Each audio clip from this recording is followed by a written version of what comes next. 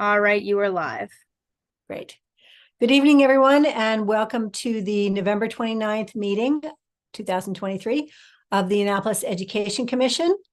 We appreciate you being here with us, and we know that there's a lot going on this time of year, so we're going to dive into our agenda and roll call and get things moving. My name is Janet Norman. I am the chair of the commission this calendar year, school year. I'm going to call roll by order of wards. So Ward 1, if you can introduce yourself, say your name and a little bit of background, please. Sure. I'm Rachel Carr from Ward 1. I teach at the Naval Academy. Thank you. Ward 2. Hi, I'm Jamie Weaver, Ward 2. I have 3 students at Germantown Elementary, and I used to be an educator in Anne Arundel County Public Schools. Thank you. Ward 3, I don't believe Enid is with us yet. She said she had another event and was going to try and pop on. Ward 4, our Ward 4 post is vacant. If anyone from within Ward 4 would like to apply, please contact me at annapoliseducationcommission@gmail.com, and I'd be happy to connect you with the city board's office to get that process started. Ward 5. India Oaks, Ward 5, mother of an 8th grader at Bates Middle School. Thank you, India. Ward 6. Corey is not feeling well. She won't be here tonight. Okay, thank you. Ward 7. That's me. Hi, Laura Booth, Ward 7. I am the parent of a 2021 AHS graduate and the parent of an 8th grader, another 8th grader at Bates Middle School. And I'm also PTA president at Bates. Thank you, Laura. Ward 8.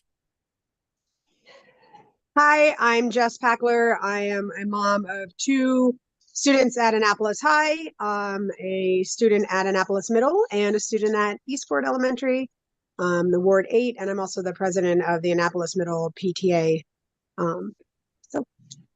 Thank you, Jess. Our at-large commissioners. Pam? I'm Pam Bukowski. I'm a retired speech language pathologist from Anne Arundel County, and I have 6 children who attended schools in the Annapolis cluster, starting with Hillsmere, Annapolis Middle, and Annapolis High. My youngest graduated in 2010. Thank you, Pam.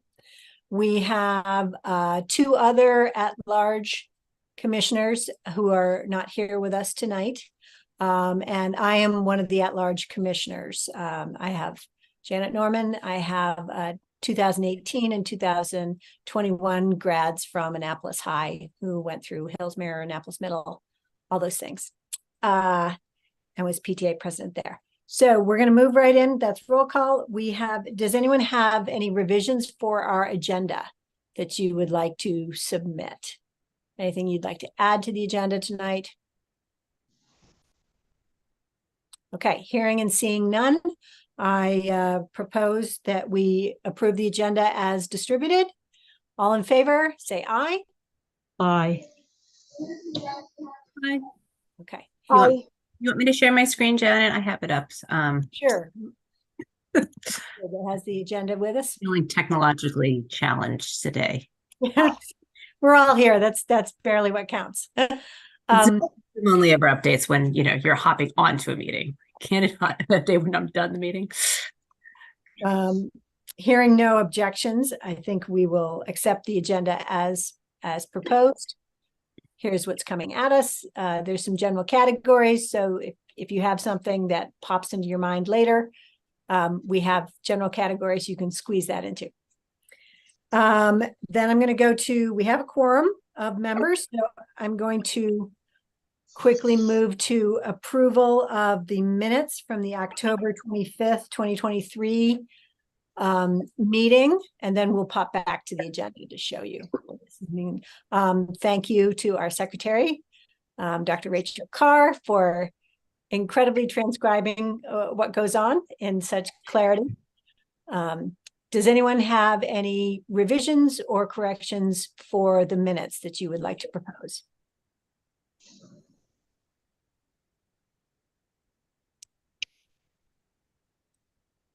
Hearing none, I'm going to move that the minutes be accepted as written. All in favor, please say aye. Aye. Okay. Any objections, please say no. Any abstentions? Okay. The minutes are approved, 7-0. And moving back, Laura, if you could put up our agenda again. Sure. Thank you. Okay. We are lucky to have with us our representative on the Board of Education, Dr. Joanna Tobin.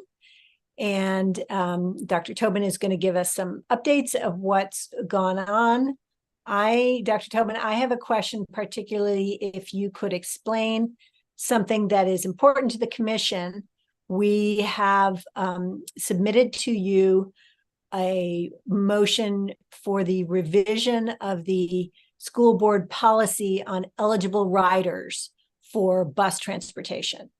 And that revision is coming up for review this school year, and apparently has been tasked to the Citizens Advisory Council to look at. So if you could please include how that process works and how the Citizens Advisory Council advises the board on policies that are up for review. Just add that to the things you're going to talk about if you don't mind. Sure, happy to do so. So yes, when I received your request last year, I mean, I know this has been a concern in the Annapolis cluster for a very long time. And frankly, Dr. Bedell has been more open, I think, to looking at a number of things with regard to making sure that they're right for the particular parts of the community that they're in, which is part of the concern behind this, that different parts of the county require different structures for transportation. So I brought it to the policy committee last spring that I would like it to be included in this year's review. And so we get sort of a list of everything that we're going to look at over the year. And then our legislative and policy specialist, Ms. Grace Wilson, oversees the process then of working through all the different policies that we want to look at, bringing each one to the point where it's ready for review by the committee.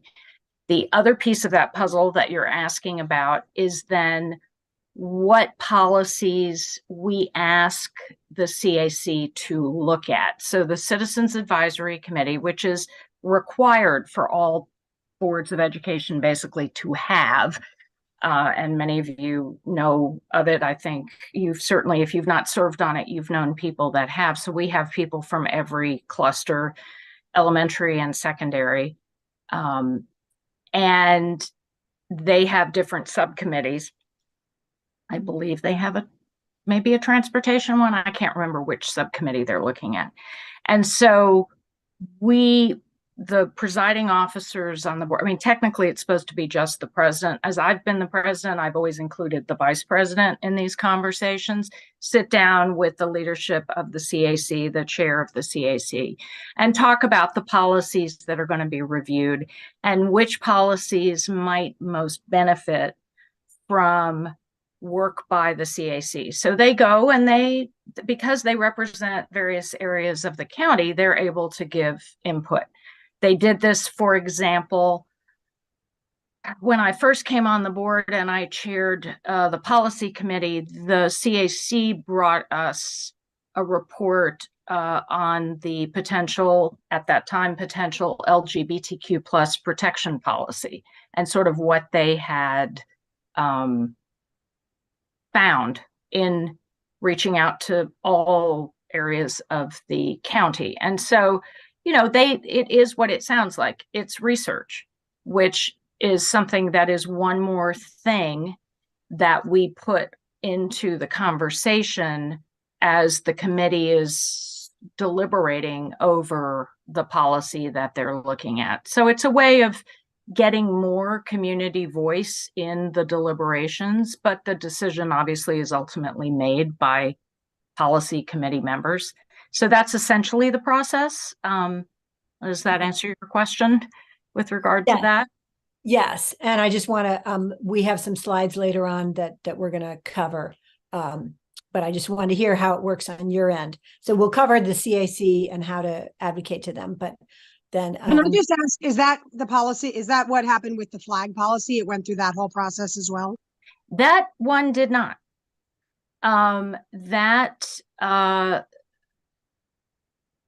Again, not all policies go through that. That's really a sort of joint conversation with the CAC as to where the thinking is they can be valuable. And there were a couple of, this is thinking back 2 years, there were a couple of other things they were working on at the time. So the flag policy did not go into their pot. Okay. So my question was, did our request was for policy changes to be made for Title I schools. And I know there are some Title I schools, the other 2/3 spread throughout the county, but we are the highest concentrated cluster of Title I schools. Right. And therefore, I'm hoping that CAC members in non-Title I schools are, maybe have the same background to weigh in on what.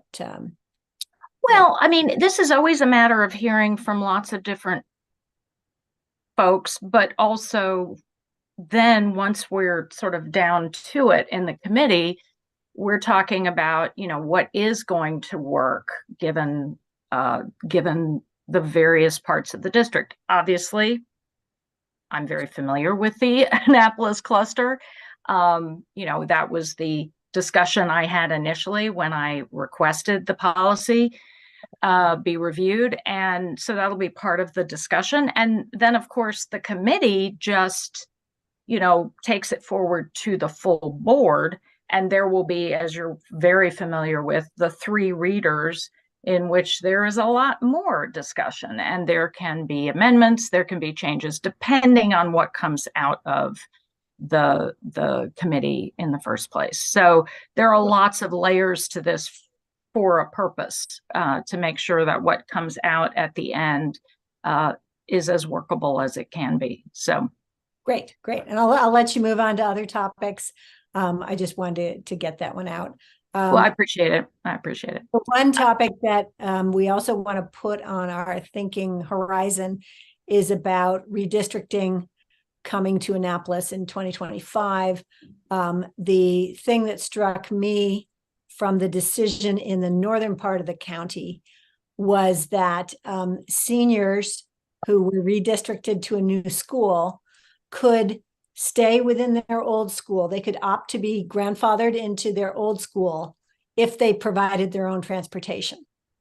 And so this maybe gives us 1 to 2 years for Annapolis to really fully get its Transportation Act together so that any kids of ours around town who are grandfathered in can remain and have public transportation to get to Annapolis High.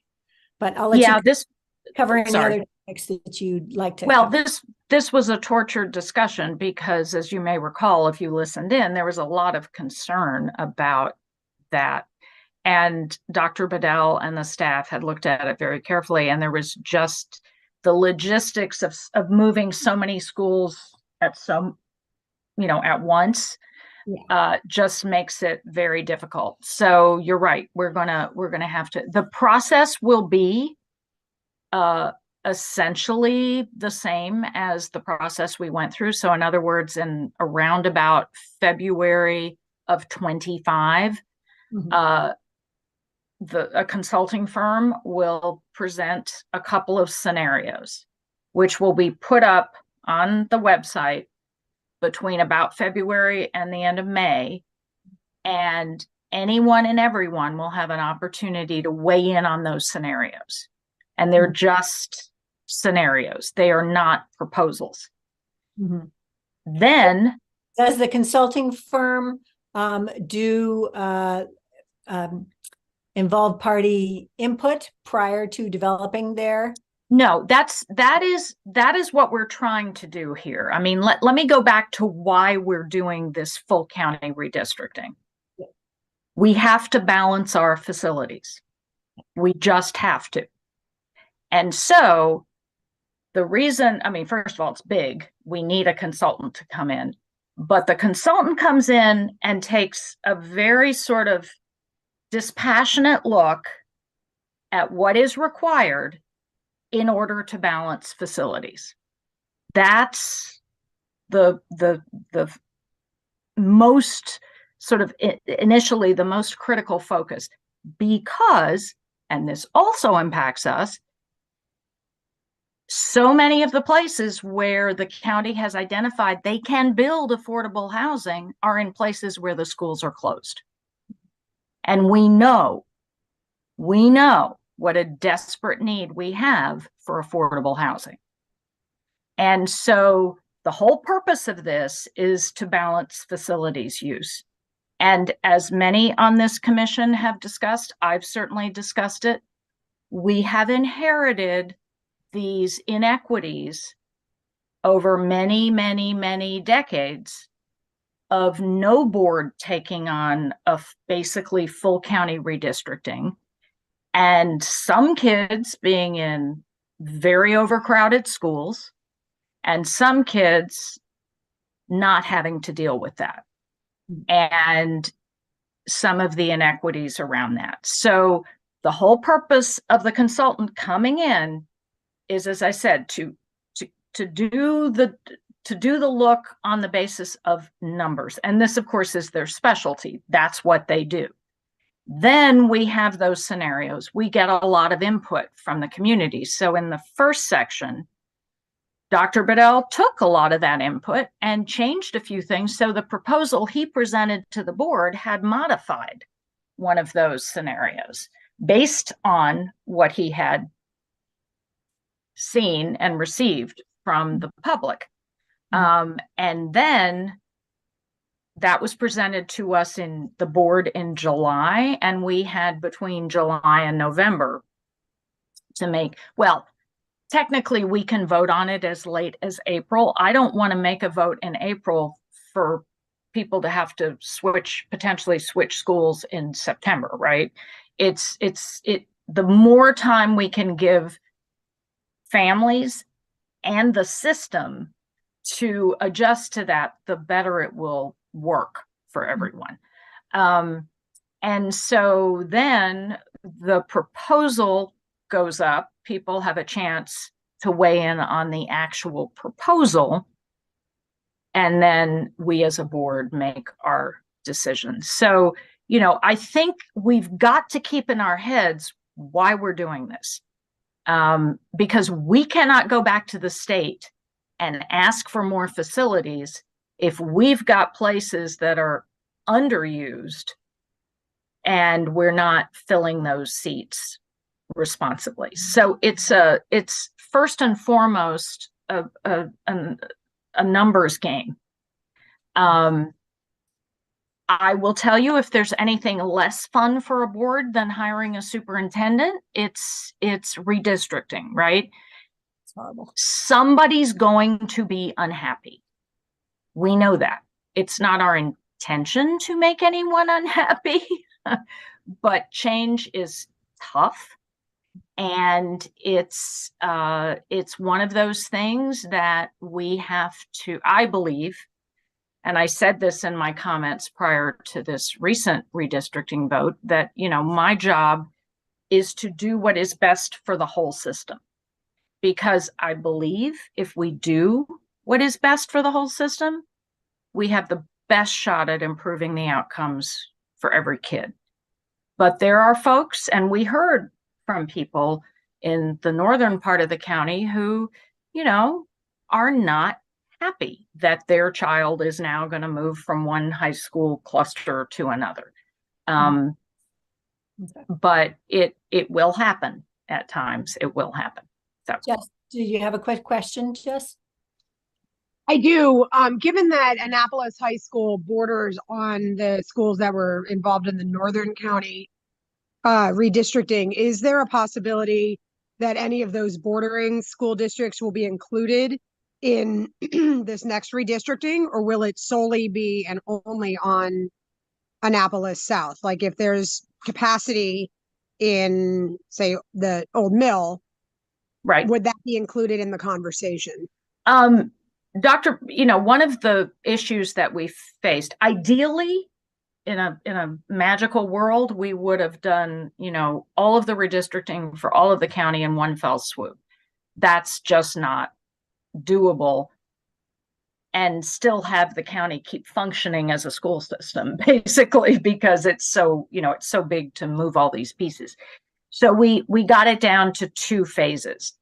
But as Dr. Bedell said, that means there will potentially be people on borders who are touched twice, right? So there may be people who were redistricted in the first phase who will be redistricted again in the second phase. That's inevitable. We will try to keep it to a minimum, but it's simply the case that that's could happen. And so it's not, to Jess's question, it's not that we're going to engage in a wholesale redistricting of Old Mill, but there could be people on the borders who are impacted slightly north of those borders. So we're going to have to see. I mean, that being said, we have no idea what we're going to see, because nothing that was done in the first phase had anything to do with what's going to be done in the second phase, right? People would write us and say, well, if you're doing this, does it mean you're going to do that in the southern phase? And it was like, no, we don't know what we're doing. We're just doing this part, and now we're going to do the second part and see where the chips fall and what the options are with that. So, okay.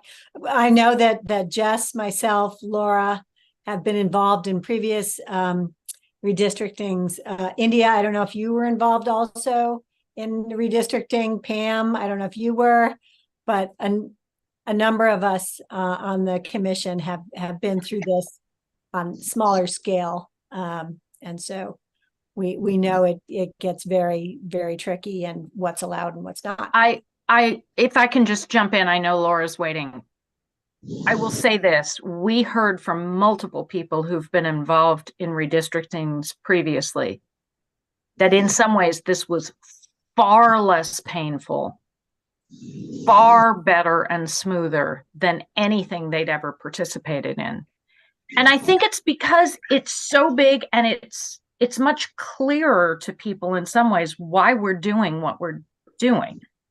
So you don't get this sort of, well, my neighborhood's this is being done to them, and those people down the street, the things that can come out.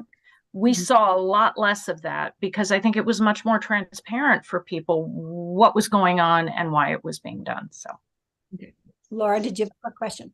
My question is, we keep hearing that, there's possibility that magnet programs will get moved around. How realistic is it that magnet programs would be shifted during the redistricting process? So my view is I am not prepared to accept moving any magnet programs out of Annapolis, because we have a heavy concentration of underserved communities here. And we already, if our students in this part of the county want to go into a STEM, they have to be able to get to a consolidated bus stop, right? Which isn't great. But at the very least, I want them to be able to have it's now called APEX. I always want to say PVA, the APEX, the IB, the arts integration, all of those things that we do have, we keep here as far as I'm concerned. And I've said that's not a reasonable way of alleviating the crowding in Annapolis High as far as I'm concerned. Right.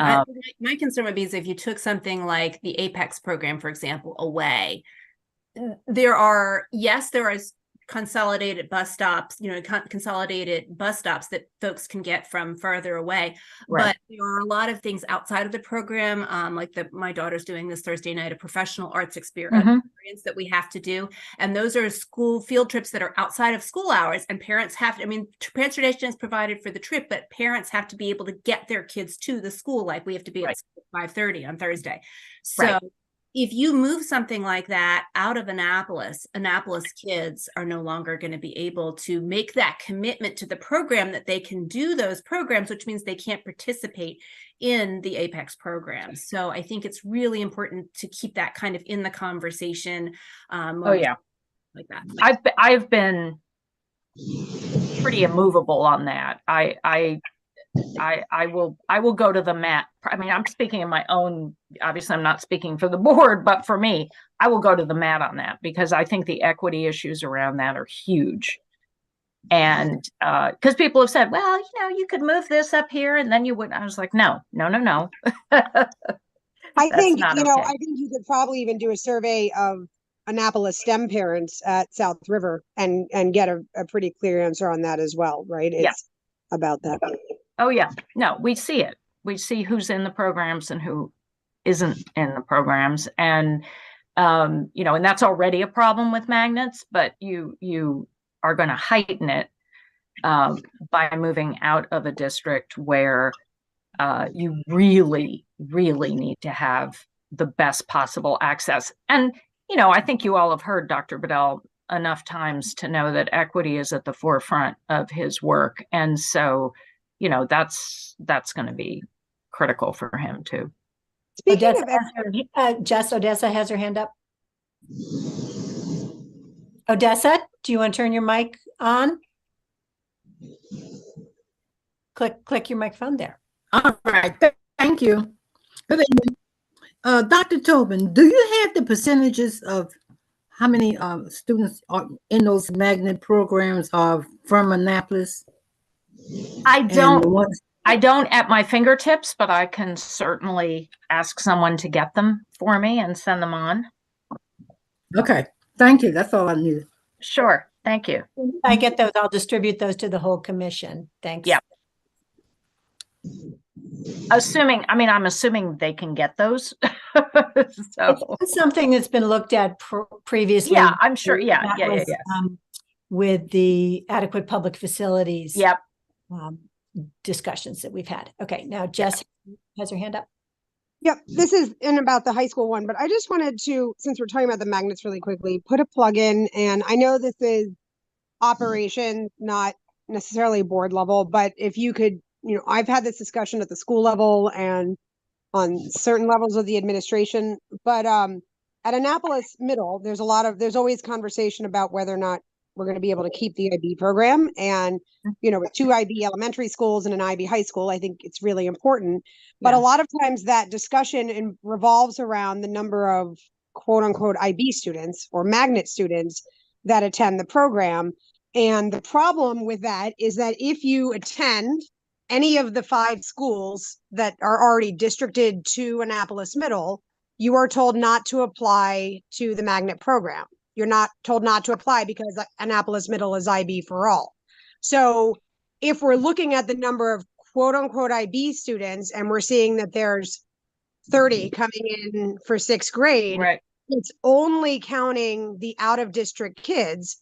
It's not counting students like my 6th grader who we chose Annapolis Middle because it was IB, right? So actually with Tom Thomas, we did apply just to say, look, we really want to be IB. But and we are now like on the magnet list, but there are a number of students whose families choose to send their kid to Annapolis Middle versus applying to Bates or versus taking a spot at the Apex or the STEM program or anywhere else or that move in from private elementary to go to Annapolis Middle because of the IB program, but none of that is being counted in the numbers. Yeah, so it's not tracked. So I think that that's something really, really important because we're just missing that whole section of kids that are there because it's an IB school. Right. So anyway, I just wanted to point that out. That's a good point. It's confusing for parents whether they're supposed to apply for it or not because Yeah. well, they're already in the district. No, So, when you apply, like when I applied for the John Thomas, they said, congratulations, you don't need to apply because your student's already distributed to the school. Right. So, they're actively saying, and actually I asked at the elementary schools, the 5th grade teachers, and they all said that they were told to tell their students not to apply for IB because they're in the Annapolis They're district. automatically. Yeah.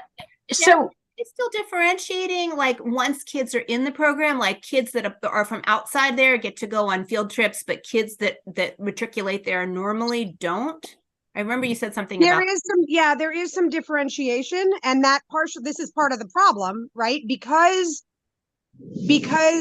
the value of the program is being tracked by the school system by how many magnet kids are there, then the IB program has to focus and make sure that the magnet kids are happy and are getting, different things. And so it is IB for all in terms of how IB is taught. And, right. and Miss Amon is phenomenal, and she does a phenomenal job of, bringing everybody in. But there is still a conversation. I mean, I hear it all the time at, back to school night and other things like the IB kids. And I'm like, wait, we're all IB kids, right? Right.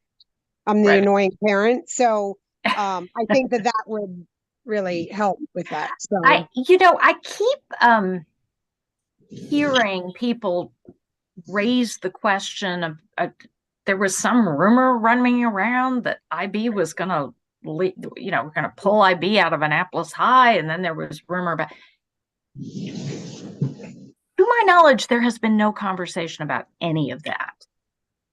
well, And that goes a couple of years ago during the adequate public facilities thing. It was thrown out there and raised as possibilities by the Yeah. city. Other people.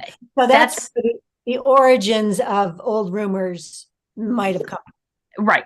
So again, there's adequate public facilities and there's the schools.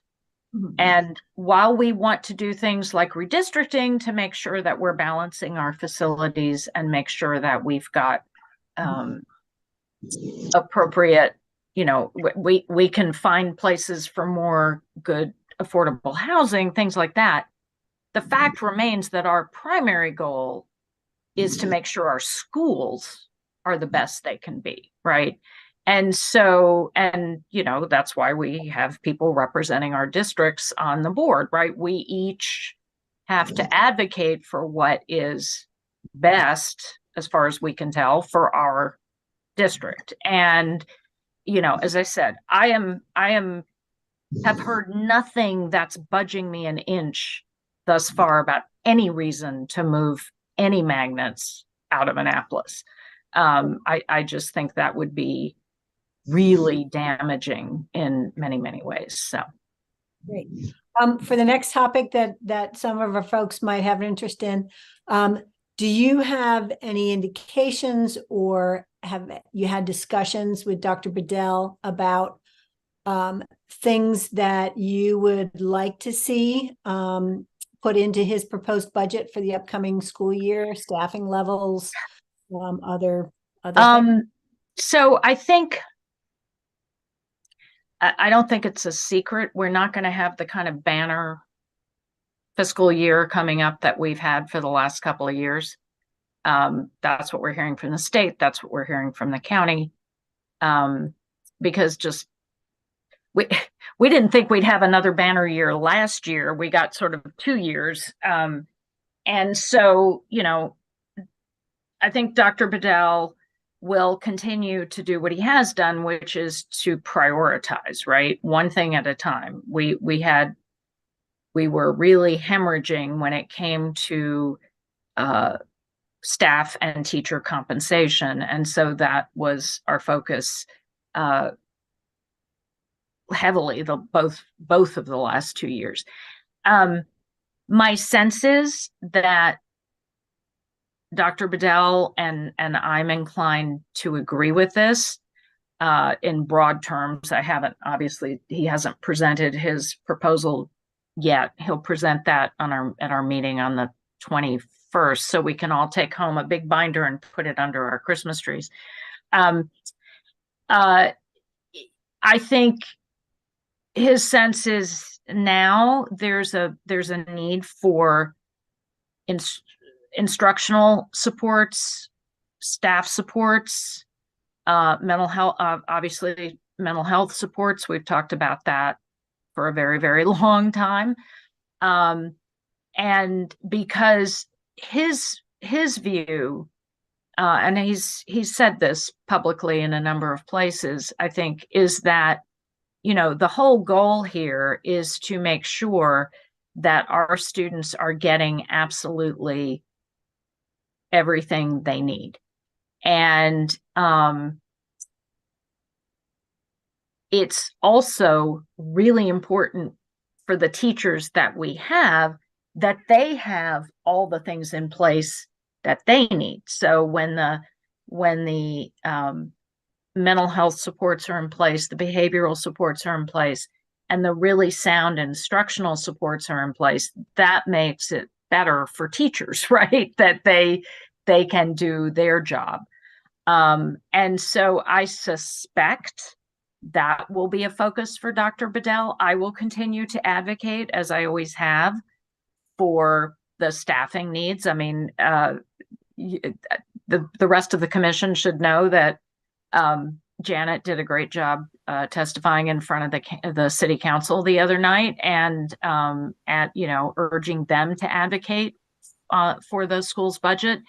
And I think we continue to need to make sure that we have obviously the social work support and the various other pieces that we need at Annapolis High, but at all of our clusters. So I'm gonna go to Odessa first, then Jess, and I'm just gonna mention, yes, I went on Monday night to the Annapolis City Council and urged the mayor and the council members to support, since we are one small part of the 85,000 students in the district, for them to give voice to our families, for the addition of an additional social worker at Annapolis High, additional student advocate positions, anything that's needed to make our schools safer, more, resolve more conflicts among students. And I would encourage other commission members, at the elementary and middle school level, if you know of issues within your school level that you would like us to advocate for in the budget, please float those up to us. Send me an email, make us aware of needs within your ward and your schools, so that we can advocate as a whole commission for what's needed. Okay, Odessa first, then Jess. Yes, Dr. Tobin. So when you say that it's not going to be a banner year, can you explain that? And can I just put a little sub let or whatever? Is that my boys graduated from Annapolis High in 90 something, I think.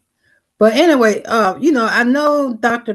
Bedell has this program, Be Present or whatever, but Annapolis has changed since my sons graduated.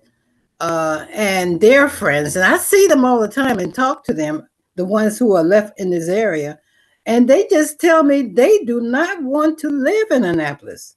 They don't want to be here. And I don't mean no harm. My oldest daughter, she never did go to school here, but she lives in PG County, and she said, "Ma, I am so glad you didn't raise me up down here." Now, what is it about Annapolis and Annapolis schools for African Americans, for Black people, that they don't want to be in Annapolis?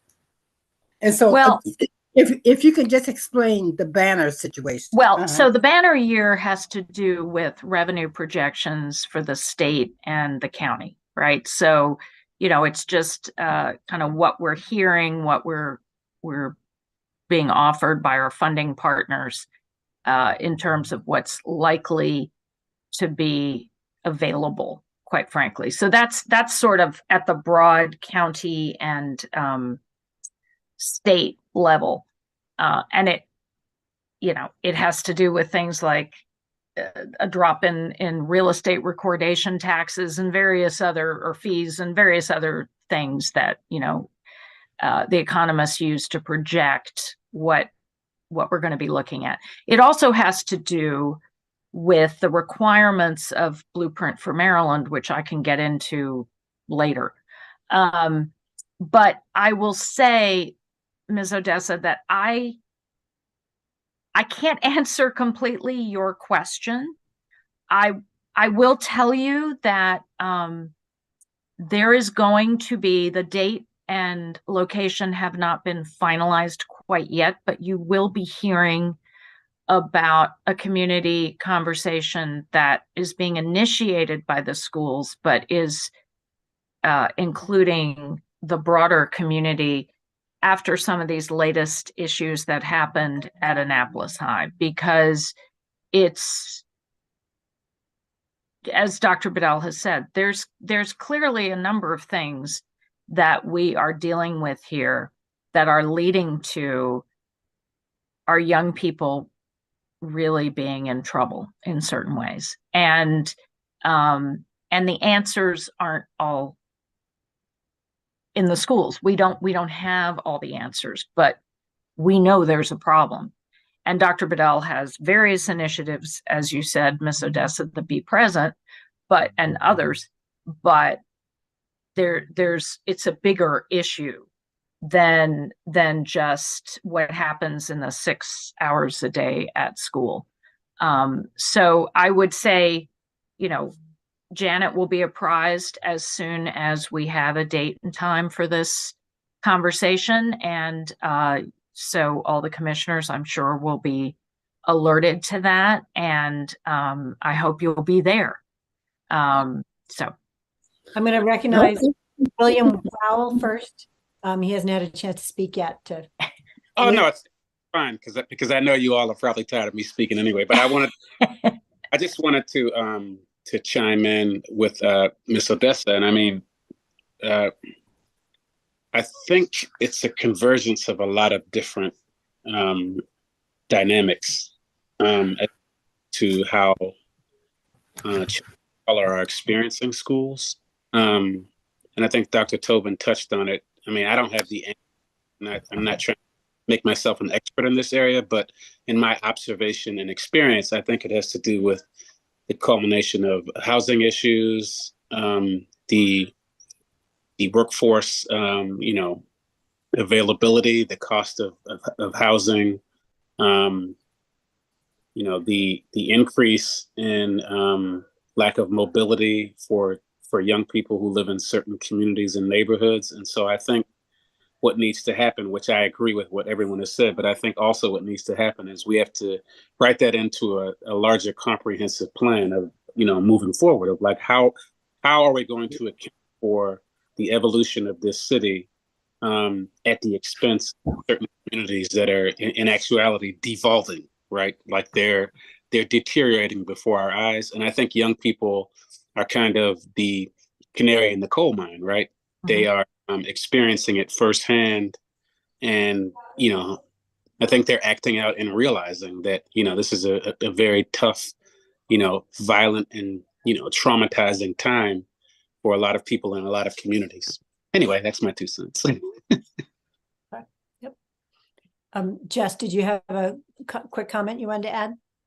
Yeah, I wanted to just, I'm going backwards now, and because I had other comment, but I wanted to say, along with what Will was just talking about, that what you said, Will, is exactly why that transportation policy change is so important.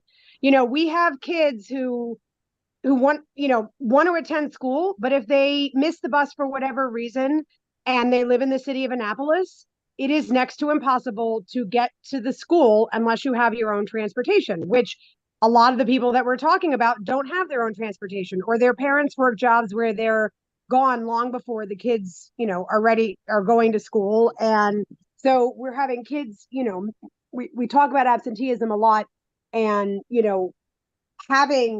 making transportation as easy as possible, both on the school system side as well as, or making getting to school as easy as possible, both on the school system side as well as on the city side, is really, really important. And I know Director Moore is working on some different things to try to come up with it. And he and I have had a good conversation, but I also think that's why this transportation policy that we've asked to have changed, so that kids from Harbor House don't have to walk a mile and a half to get to Annapolis Middle on cold, snowy days or any days when they're tired, or, a mile and a half is a really long walk for an 11-year-old to get to middle school, and then have to walk home at the end of the day when that's, looming ahead of you. So there's, first of all, that. And then what you were saying earlier, Joanna, I know you're on the board, but you do have a lot of conversations now with the city, which is fantastic. And, I think, the conversation of crossing guards, for example, the resources, the city supplies its own crossing guards for our kids in the city. And there are a number of intersections that are now being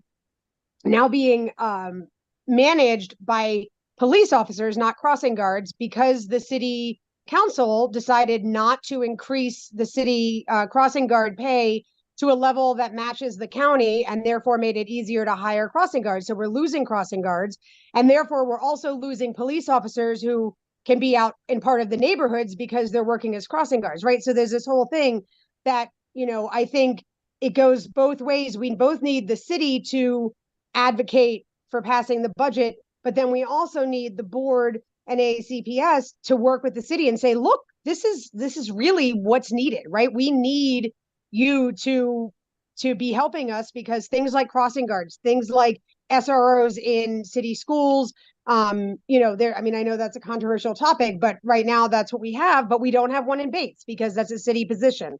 And if the city and APFOs, and making sure that we're keeping track of all of those things on the city side, because these are city residents that we're talking about right here, and that, our job as the Education Commission is for. So I really appreciate that. And I hope, whatever we can do to help you advocate, or to, bring more information, because I think it is really important that we realize this is an onus. It's very easy for both sides to say, oh, well, that's a city job, or that's a county job, right, or that's a CPS job, right? There's 3 different ones, but in the end, it's everybody's job, because we're talking about our kids. And if we want to make the experience of education the best possible, we have to stop putting not fake barriers, but we have to stop creating barriers in front of our most at risk and most in need kids. And then, exactly to Odessa's point, they will maybe want to be more involved, right? If you can't be involved in sports at Annapolis Middle School because you have no way to get to and from the games or the practices, why would you want to go to school? If you're really big in sports, sports are Dr. Bedell is a perfect example. His whole story of why he stayed in school and what, and how important that was. But at Annapolis Middle School, if you want to play basketball and you don't have transportation, you're out of luck. And you don't get to use it. So I think one of the things, there are many good things you've just said, Jess, but I sort of sum it up the following way. And I should say that one of the reasons I ran for this position in the first place, and I thought it was so valuable that we were finally going to have an elected representative of the Annapolis cluster on the board, was to build that relationship with the city, as well as working obviously with the county council and so forth. And I have to say, we have made progress with the current city administration that I don't think anybody's ever been able to have. So I congratulate Will and the mayor and everybody on sort of helping us get to a much better place than I think we've been in my memory and in most people's memory. But I think the core of what you're saying, what strikes me in what you're saying, Jess, is a pretty basic point that I've said in different ways many times. Children know when the adults around them care about them and when they don't. Yes. And it's really that simple on some level. So if things are set up in such a way that it really does make it harder for kids, and by the way, this is a diverse community. So the kids who are walking 1.5 miles back and forth to Harbor House from Annapolis Middle are watching kids right next to them who aren't. And, that can leave you feeling pretty alone and pretty irrelevant to the community around you. And children want to know, in my experience, they don't say this, they don't act this way, but they really want to know that the adults around them pay attention to them and care about them. 100%. I mean, oh, sorry. So I think when we think about the policies, whether it's the transportation policy on the ACPS side, or some of the decisions that the city is making on their transportation, we really need to be thinking, if I'm a kid living in Harbor House or Robinwood or Bywater or wherever, what does this look like to me? What does this feel like to me? And I think that is the first most important step we can take. And Dr. Bedell has said, our children don't need sympathy. That can harm them. They do need empathy. And I think this is about thinking about and developing policy that is built on genuine empathy for where our children are, what they need, and what the world looks like to them right now. So that's my take on all of that. I totally agree. And it's about the reality. I mean, to your point, the bus stop for the kids who get to ride to Annapolis Middle School is actually on the property of the apartment buildings for the kids who don't get to ride to Annapolis Middle School, who have to walk. I mean, if that isn't a better, sad example, I don't know if there is one. Right. Right. I'm just going to add a little anecdote that if you've heard me talk over the last decade, you've heard me say having a kid in AACPS is like having a part-time job because of the level of difficulty our structural society, not just AACPS, makes it in order to get the kids. I mean, I think when my kids were in high school, my bosses probably wanted to fire me for the number of times I had to, leave work to shuttle them back and forth to sports practices. I mean, that was the only way that they could get to sports practices. They couldn't take a bus home. They couldn't do anything. It was all parent required. And if you were not a middle-class parent with incredible flexibility in your job and your own transportation and all these other things that many people don't have, it was incredibly hard, even for our family. The barriers were just way too high for kids to participate in activities, have meaningful connection to the school, that we just need to fix those. So I'm sorry to interject. I am going to have to get off at 7. Yes, but I did want to alert you to a couple of things. First of all, I mentioned you will be hearing about a community conversation once those details are nailed down. Possibly January? Is that, Joanna, is that? No, it's going to be before that. It's going to be before that. But again, there are a bunch of moving parts. So, and I don't know where we are yet. We're just waiting in the next couple of days to finalize it. But the other thing that you need to be paying attention to, and we all need to be paying attention to, is we are now in the thick of the really hard part of Blueprint for Maryland. We had a presentation at a workshop a few weeks ago on the implementation of Blueprint.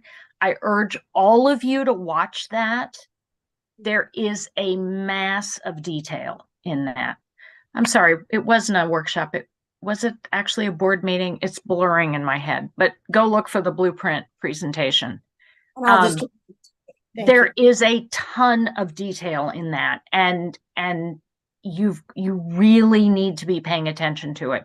It has incredible possibility for our students, but it is going to be a complex process to navigate and do right. And I happen to believe that, well, I don't just believe, I know that we've pretty much got the superintendent in the state who can do this. and it's going to require getting the legislature to move on things. And so we've got a lot of advocacy we have to do. But I think of all the districts in Maryland, Anne Arundel is best poised to pull this off, but it's going to be complicated. And I think people really need to be paying attention to all those details. So I'll just leave you with that. So, and Laura, did you have one last thing before I run? I did, but my comment's actually more to the city, so I can talk to Mr. Rowell after you hop off. Okay. I'm sorry. Kevin. I'm sorry. I ended up taking up a lot of your meeting, but thank you, everyone. And thank you for the work that you do. I really appreciate it. And I'll see you all soon. We appreciate you. Thank you. Great. Good night. I just wanted to make a quick comment about when we talk about transportation a lot, you know, we talk about kids getting to the high school and we talk about kids getting to the middle school. And I just want to, for a second, put on a PTA hat and say it's also important that families have access to the schools. It's not just about kids getting to school, because you're right, the kids getting to school during the school day is a school system issue, but families being able to access programs at our schools is huge, especially like we have these community schools like AMS is having a program tonight, but all of our schools have programs outside of school hours for families to build better home and school connections. And if parents can't get to our schools to participate in those, then we're missing a really important piece of the educational puzzle. And that is one of the issues that where these transportation barriers become so huge. Yes, students can't get to Annapolis High to participate in sports, but also even if a kid manages to jury rig a schedule where he carpools with other kids to get there, you know, his parents can't get to the game to cheer him on. And that's huge for kids, you know, so it's not just about students getting to school for school, but it's about our schools being a vital piece of our community that is inaccessible to the entire family. So I just wanted to throw that out there. When we talk about things like, you know, the crossing guards and issues like that are so huge, it's not just about like the busing and the city bus routes. It's not just about students getting to the school during the school day. So. Yep. Thank you, Laura. Excellent point. And we've made that before about workers getting to, you know, we were so short last year on cafeteria workers, and that greatly impacted students waiting in lines for food because it's not easy to get to the high school to fill that job. So just really quick, and then we need to move. I was just going to hop on and say that same thing. It's about workforce, about not just cafeteria workers, but the schools offer a lot of great opportunities for people to work, and with workforce, and you know, workforce development is supposed to be a big part of the city of Annapolis, and if they can't get to the schools, they can't work. And so that's, you know, just another really big important aspect. Yep, thank you. Okay, I am on our agenda. There is the next portion called public testimony. And do we have anyone who wishes to give public testimony? Has anyone come on? Madeline, have you gotten anybody wanting to join us? Okay. Hearing no public testimony, I'm going to move to the next agenda item. Update from the City of Annapolis by Mr. Rowell. Greetings, everyone. Before I begin, I just want to say Dr. Tobin is definitely a wealth of knowledge and information, and I think we're lucky to have her join because it's completely informative, and I think she's an advocate for Annapolis clusters, which is what we need. On that note, I also wanted to add, I think we had discussed previously, or I had brought up an idea, and I think we talked a little bit about having a student community school summit, something, and the reason why I brought that up again is because I think what I'm hearing, and Janet, what you demonstrated the other day at the city council meeting is that, you know, a lot of these conversations are held in a siloed, you know, environment. I won't say a vacuum, but, you know, we don't have a whole lot of parents who are actually experiencing this other than you all.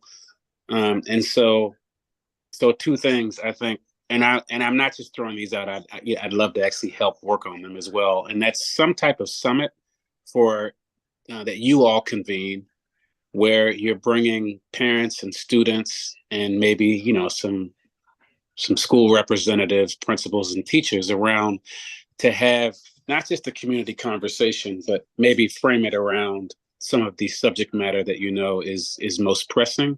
That's one thing.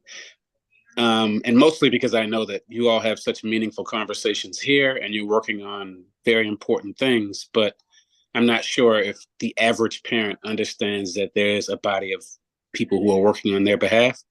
So I think, you know, we can both use it as an outreach tool and a way to engage other parents whose children are in school, so they understand that there is an arm and a body who is working on their behalf. And that was kind of what I wanted to start with, because even when we talk about crossing guards and we talk about transportation, I do think the strength lies in other parents as well, being able to act on behalf of some of the issues that are brought up in these meetings. And that might be a useful tool. So having said that, and I agree. We really need to cultivate the stories and the experiences of other parents. And, you know, the car flipped over right in front of Eastport Elementary that could have, you know, wiped out some of our students. Things like that, the specifics of their experiences. I see our role here as we are kind of the grunt work of bureaucracy, where somebody's got to do the policy things that make a difference to a large scale of the thing. It's not maybe each individual family's one need that then they're going to go to the PTA for about their one student. But as you can see in changing the high school, middle school start times based on the American Academy of Pediatrics recommendations, that was largely a movement supported and advocated by Annapolis cluster parents. We had organizational skills from outside, but if you attended those meetings over a decade, like I did, that was a huge effort from Annapolis area parents. So I know if there is a policy change that affects a lot of people, that we could get behind. But yep. as I said to the council, city council, it's like people don't have the luxury of doing what we do right here and attending an hour and a half, 2 hours of meeting in front of stuff. So do cultivate. Every commissioner here, I'm asking you to please cultivate any stories, connections, personal experiences that you can help people share to the superintendent at aacps.org, or, you know, you can share on their behalf and say, my neighbor told me this was their difficulty with their student, and this is the proposed solution I'd like you to look into. So. Yeah. I just like to say that I don't know about the rest of the commissioners, but when I'm advocating for things, I'm largely not advocating for things that my own particular children need necessarily, but because of things that I've been told. I spend a lot of time trying to get information. You know, when people have questions, they come up to me. When they have concerns, they come up to me, and, you know, try to take that information and do research on it. And, you know, if I can solve their questions, whether it's city related or ACPS related, you know, I do, or if I can answer their questions or find the answers or find the people, I do. And I don't think I'm alone in that, just from the conversations I've had with some of the other commissioners, because I think that's what we do, right? When you're hearing me speak, I'm not speaking for Jessica Packler. I'm speaking for Ward 8 and for actually Ward 8, and also, you know, all of the kids in the schools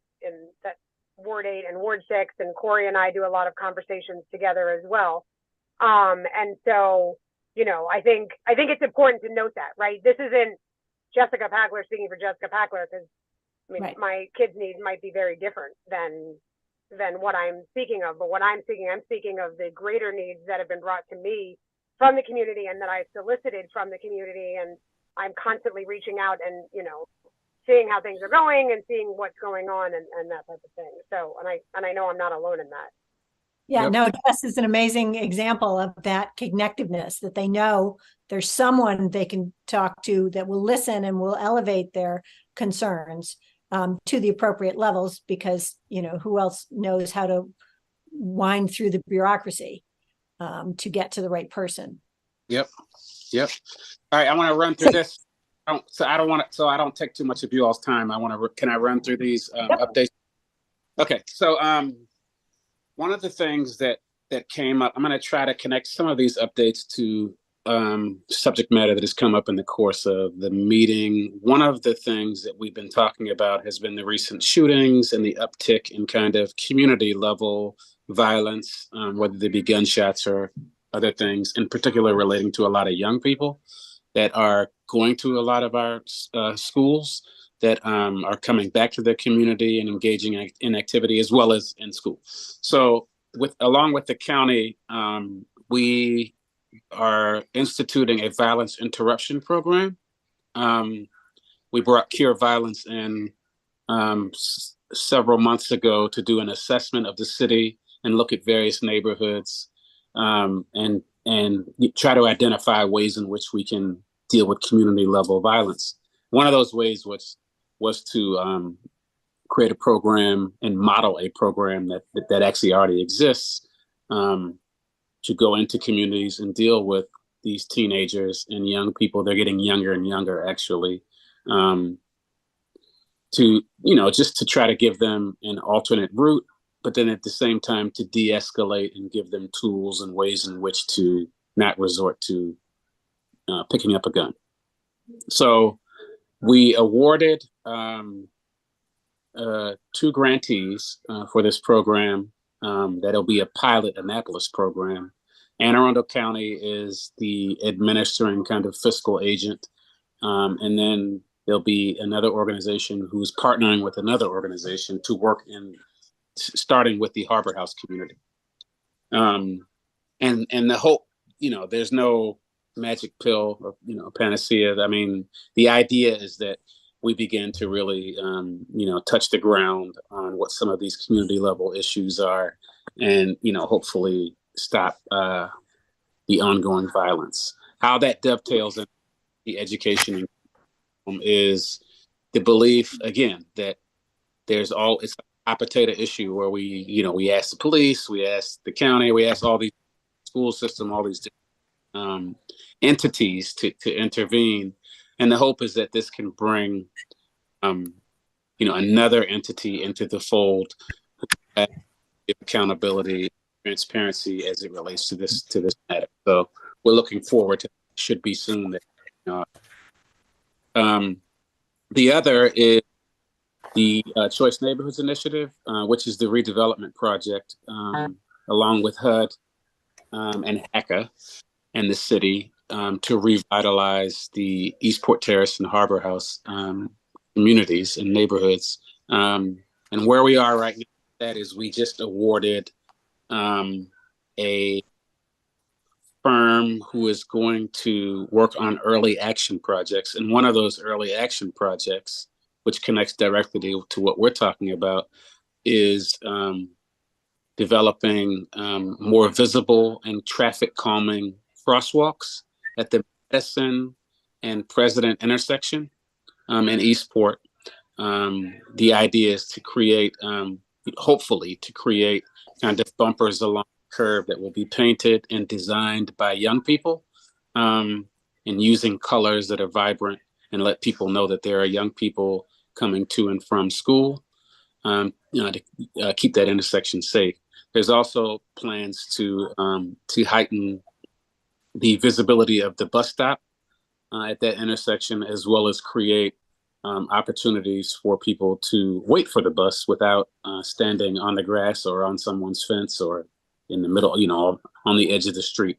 So that's something we're looking forward to, and that's happening. The first part of this year, we'll start our community engagement and outreach pieces around that. Also tonight was the third of our community meetings that are informing the communities and residents about the city dock revitalization plan. which is the plan to revitalize the downtown dock area with a park and, making it more accessible and all those other things. The meeting tonight was held at the Eastport Fire Station. Previously, it was held at American Legion and Pip Moyer. And the idea is to have it in multiple wards so that we can let people know their stake in this large project, because again, we all pay into that system and it should reflect our interests and the things that are most important to us as taxpayers. And so the next meeting is going to be at the Stanton Center, December 13th at 6 p.m. And that meeting is it's billed as being for wards 1 and 2. We've been receiving folks from all different wards, but it is an opportunity to learn more about, what's going to happen down there. But also, to me, what is also important is being able to ensure there's opportunities for families and parents and children to have things to do and, to feel a sense of place at the city dock and also a sense of belonging. As we talked, and I wanted Dr. Tobin to go a little bit into that, but I know she had a lot on her agenda that she was speaking on. But the mentorship program that the school system is doing, that Dr. Bedell has, really championed and spearheaded. The city's partnering with city employees to be mentors, and I think that's a really good opportunity for us to extend the reach of the community and the school to kind of have some impact on students, to understand that there's a community that's rooting for them and they have a larger support system. The other is, and this is not coming right around the... Well, before Yes. you move from the mentorship program, I just want to tell people that we've reached out to Mr. Andre Dillard, the former principal at Georgetown East, who's phenomenal. And he has on his potential calendar our January 24th meeting to come and present to us and talk with us. And hopefully he's advising you guys on the best ways to engage and maximize your mentorship program. Perfect. All right, I'm gonna hustle through so I don't take up more of your time. The other thing is, and this is not right around the corner, but I just want to put it on you all's plate for the internship program, because I don't think we should miss an opportunity this year to have you all be fully engaged in the process, the ramp up, our information dissemination, and also, in an advisory capacity to be able to, inform structures within that model that you think would be best for students and young people in our Annapolis cluster school, because the primary focus is our Annapolis cluster schools. And that's a summer internship program. Yeah.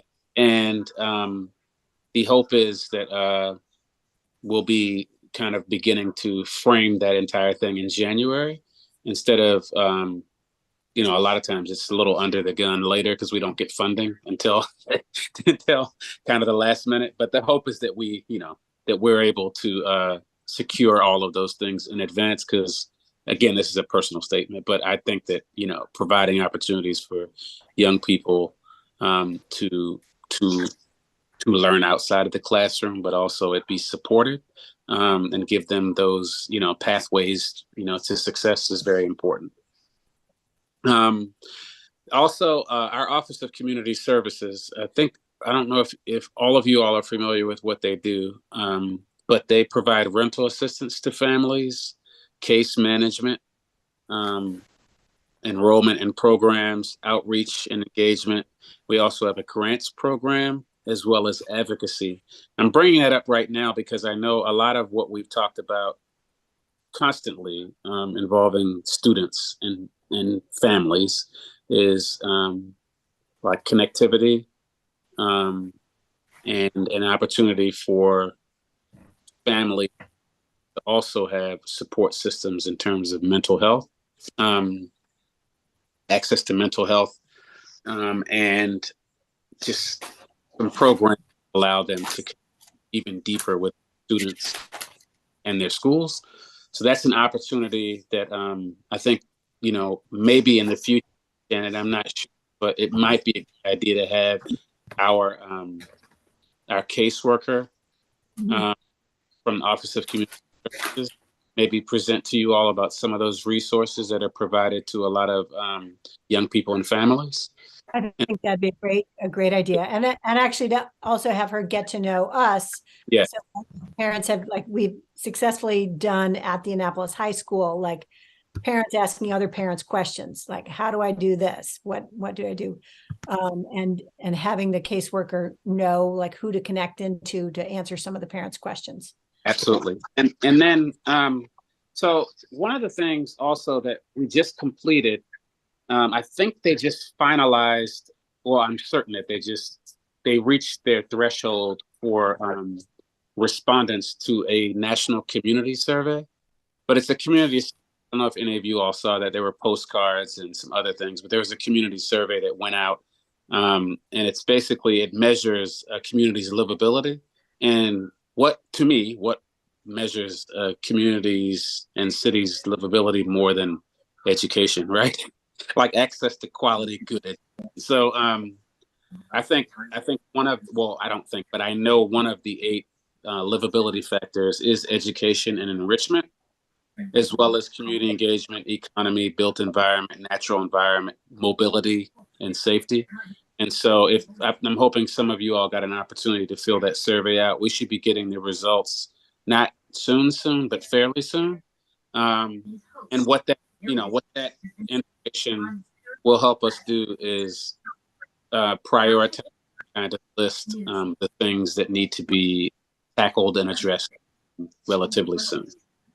I would just add that I submitted some comments on the Annapolis Comprehensive Plan. Okay. On behalf of the commission, that we had talked about and raised some deficiencies in the plan regarding the school system and how you get residents to our schools and some oversight there. I have not heard back from them yet. I've put a call into Mr. Lashinsky Okay.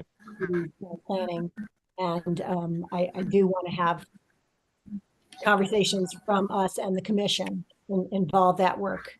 Okay. Before it's finalized. I don't know when it's going to be finalized. Is it going to be finalized soon? That's the magic. I think I can find the exact, hopefully. Yeah.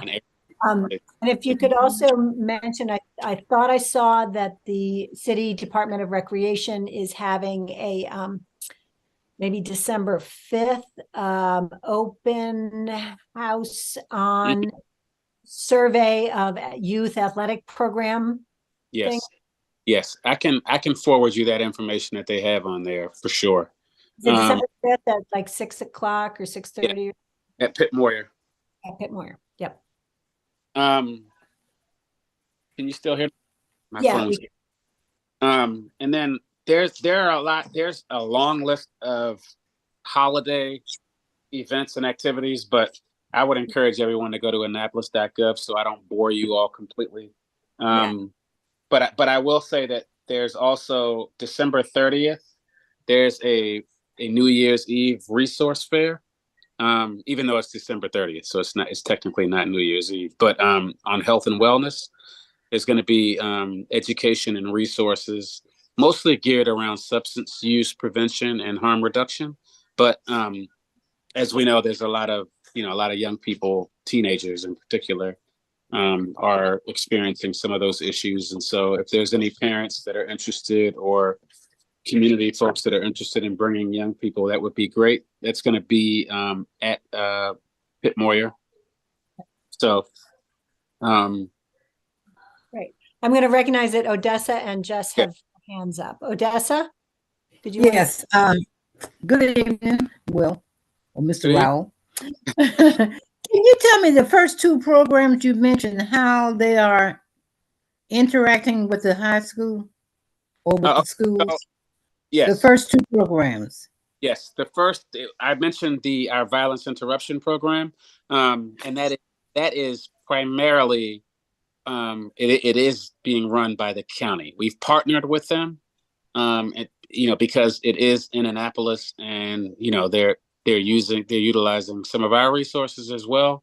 But how it interacts with the high school is what we know, and I have some data statistics on shootings and incident, some of what's been happening at the community level, and some of the data is alarming because the victims and perpetrators are getting younger and younger, and so a lot of them are high school students, and the hope is that this program will not just deal with the individual community level, but will deal with their support systems, which is their teachers, educators in the cluster.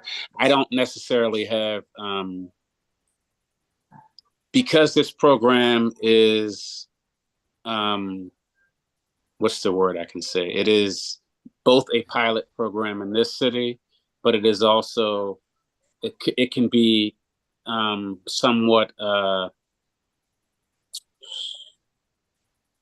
don't want to say dangerous, but it does deal with violence and deals with interrupting violence and deals with those persons who are dealing in this world. And so hopefully, there's a way for it to impact how these young people are matriculating and how they're dealing with the education system versus the criminal justice system. Does that make sense? Yeah, I kind of think so. Yeah. Can you tell me about that rental assistance? Do you have a phone number for that rental assistance program? Yes, I have. I don't have a phone number. Yes, I do. Okay. Are you ready? Or a name? 410-26. Okay. I'm sorry.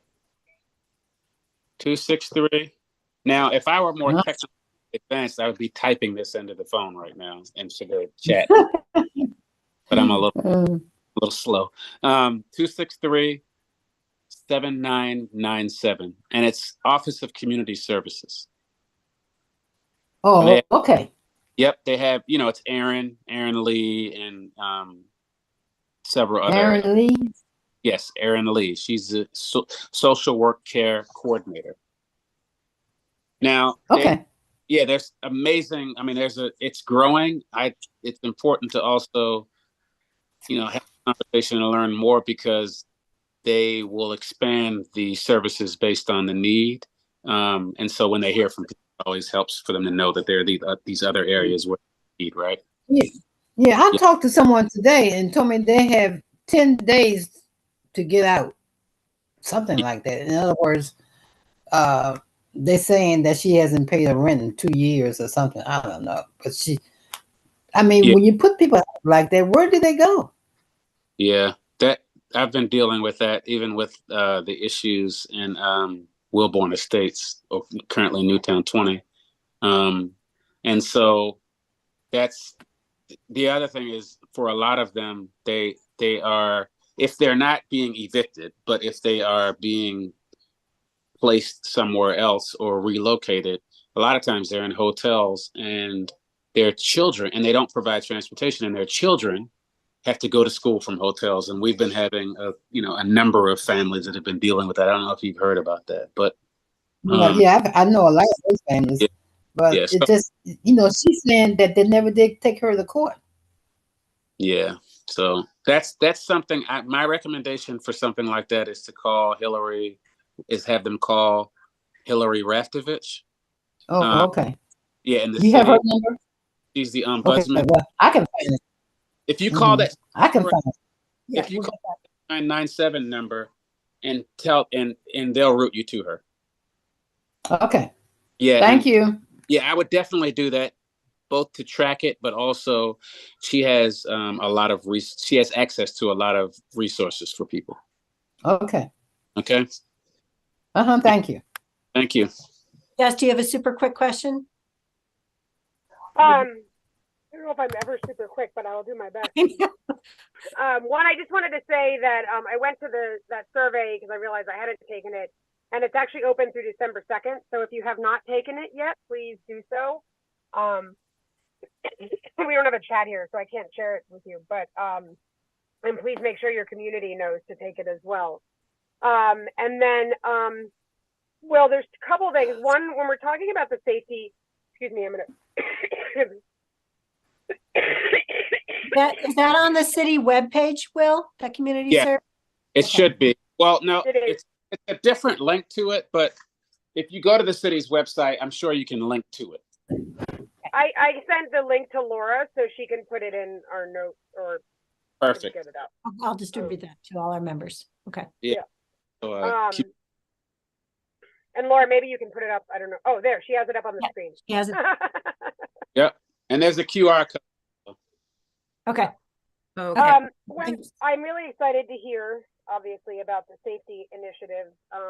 But one of the things that I keep not hearing about, not just from you, but across the board, and I keep bringing it up, and I'm that annoying person, is the overall trauma. So a lot of times when incidents happen, whether it's a fight in a school or whether it's a shooting in the neighborhood or whether it's a murder in a neighborhood, whether it's a contact shooting or non-contact shooting or whether it's a murder, the trauma is discussed in relation to the people directly affected, but it's not discussed in relation to the people who are indirectly affected, right? The people who see the fight happen, but are sort of on the outskirts.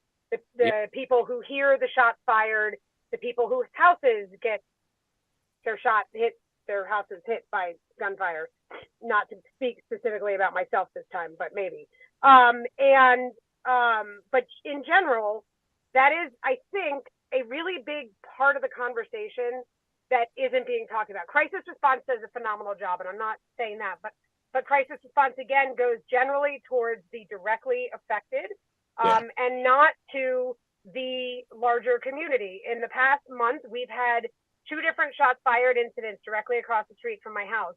And at no point has anyone knocked on my door until we reached out. I will say Officer Schmickel and Captain Miguez both talked to me individually, but I had to reach out first. And so for my neighbors who didn't reach out, and I'm not saying that they did an amazing job with my family, but what I'm saying is in general, the policy is not to knock on doors and make sure that everyone is okay. And I know that's a lot of manpower, and I know that's a lot of, a lot of everything. But there's also the sort of handle with care, making sure that the teachers in the classroom know, not that so and such happened in front of so and so's house, but hey, teachers at Eastport Elementary and Annapolis Middle and Annapolis High, there was a shooting, non-contact, contact, murder, all of those, right? Regardless, it doesn't matter if it's a non-contact shooting because it's still a traumatic event, right? Even if nobody was injured, it's still a traumatic event. Hey, this happened last night in Eastport. Every teacher in your school should know, or wherever it happened, so that if somebody seems a little bit off today, if somebody's acting out in school, you can have that in the back of your mind, right? Teachers want toolkits. They always ask us, if something's going on with your kid, they didn't sleep well, if they're not feeling well, if there's something going on in your house, please let us know. These types of things, these community types of events that cause trauma, if the teachers aren't told about it, then they can't have that in their toolkit to say, hey, you know what? I know what happened last night in Joey's neighborhood, and he's acting a little bit off, but instead of just getting upset with him, I'm going to take a step back, put him in, give him, most classrooms have like a quiet corner now, give him a second to, and then talk to him and see if there's anything he needs to talk about. Maybe he's scared, you know what I mean? And I feel like that is a really important part of the conversation that I'm just not hearing. And I can tell you I'm not hearing it because I'm listening for it, because it's my family too, right? My family is directly affected by this, and it's not being said and it's not being done. And when I'm talking to the teachers, they're saying, no, we're not hearing that, and we would love to hear that information. And so I just wanted to put that out there because I think it's really important. And I think a lot of times when we're talking about the conflicts and everything, right, everything stems from something. And so somebody's having a bad day for whatever reason, right? They're having something in their family, and then another person is having a bad day because they were woken up by gunshots in the middle of the night, or by a fight, or, you know, by somebody Right. having a drug overdose, you know, on their block or something. And then somebody says something wrong to them, and then all of a sudden, what could have been just like, dude, leave me alone, is now a knockdown drag out, right? let me- Like, and so anyway, sorry, that's one. Oh, no. You don't have to apologize at all. I want to be sure I'm accurately tracking what you said, because I agree 100%. I do think there needs to be an after incident protocol that includes those on the periphery, but also includes those who might be impacted in any way, not just from the physical aspect of it. Am I hearing you correct about that? Yes, definitely. Okay, and also crisis care for the surrounding community, which I agree with 100%, because I also hear and am awakened by that. And this isn't like a sympathy statement at all. It's just saying, you know, you're onto something, because maybe we can embed. I'll talk to the chief and to the mayor about, because we already do have protocol, but about being sure in terms of crisis response that it doesn't just end there. That, you know, maybe there's an opportunity for us to talk to neighbors, talk to people, just check on people and find out what's going on with them, and maybe. So I'll loop back in with you on that, Jess, because I do think that protocol should include, to your point, something that triggers a notification to the school system or teachers when there is something that happens in a community. Am I hearing you right on that?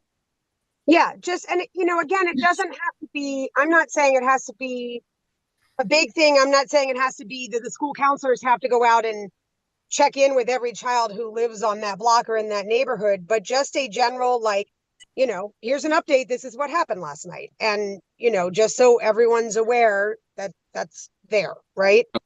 And then plus, well, you know, do you know how many kids lose their parents, their mothers? They wake up in the morning and they go in the room and find their mother dead in the bed.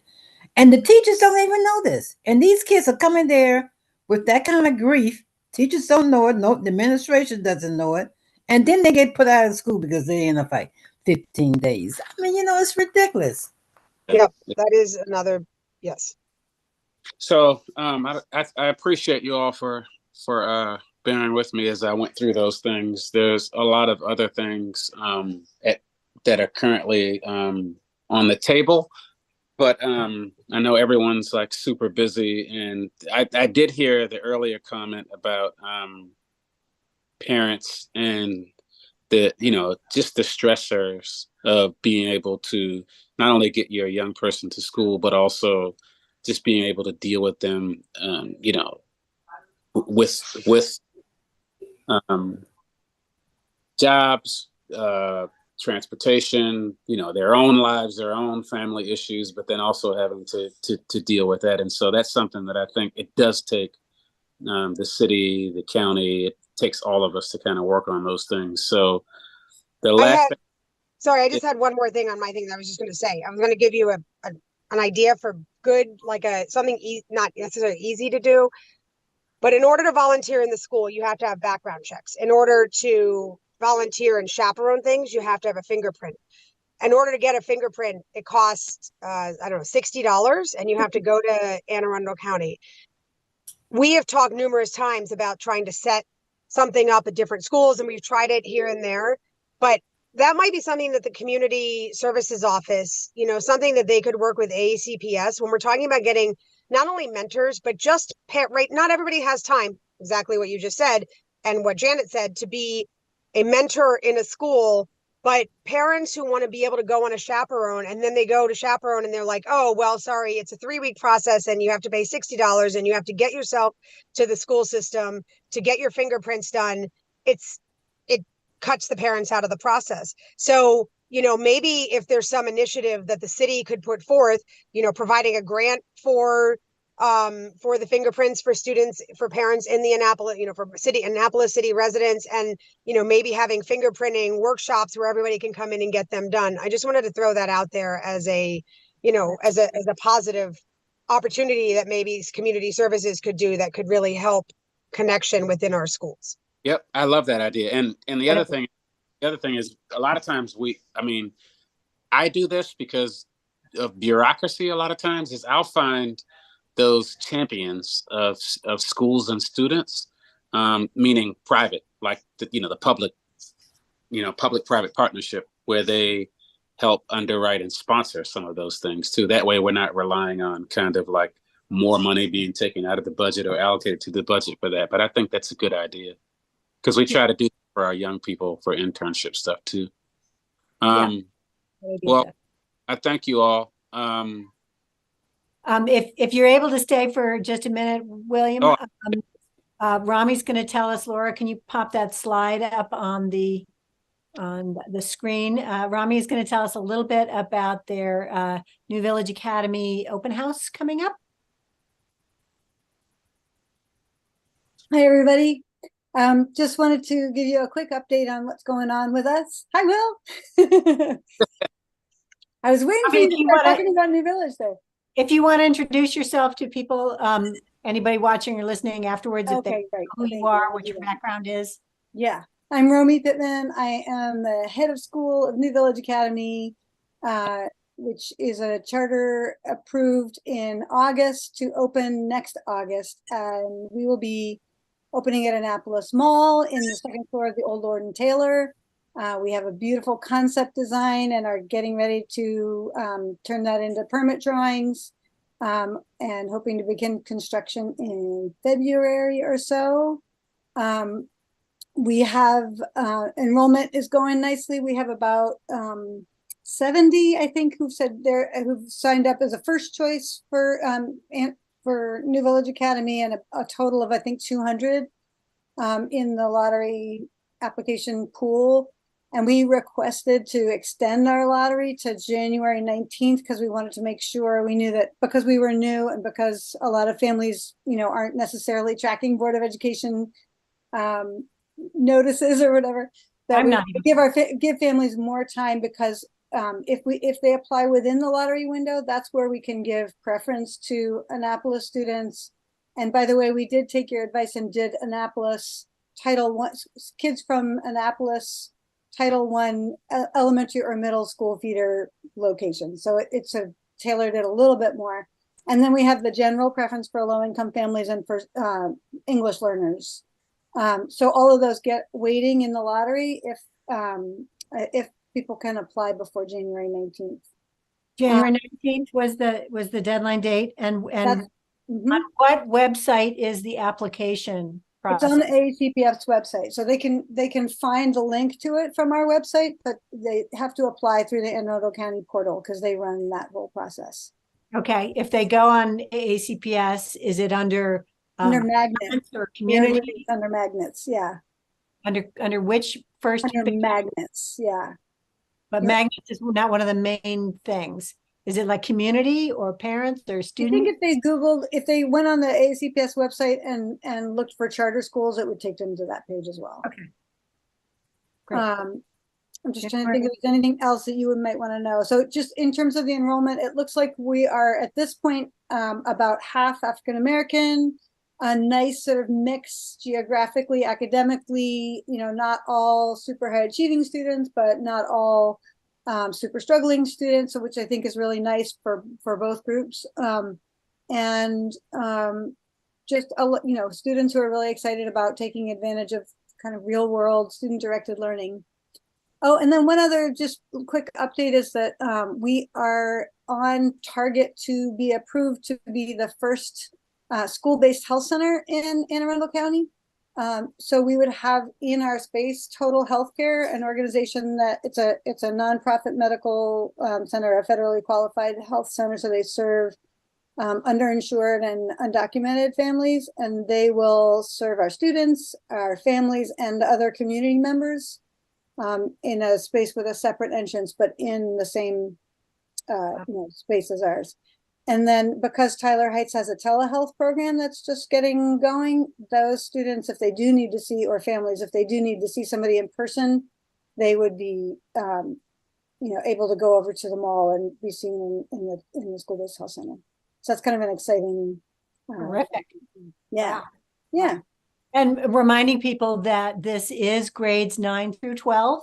for next year? Is that all It is grades? all grades through next year. And in fact, we are really hoping to lean into, getting more students. It's not surprising that the people who are paying attention to the lottery system early, at this point are mostly 8th grade families. But we don't want to end up with, 128 ninth graders next year. We want to be able to kind of spread it out a little bit more so we don't have we want to have a sort of symbiotic relationship with A High and not sort of kind of chunk out of ninth grade and not have anybody else. So we're hoping to work with Principal Whalen to kind of get the word out a little bit more at A High. We have a youth advisory board that's working on that too.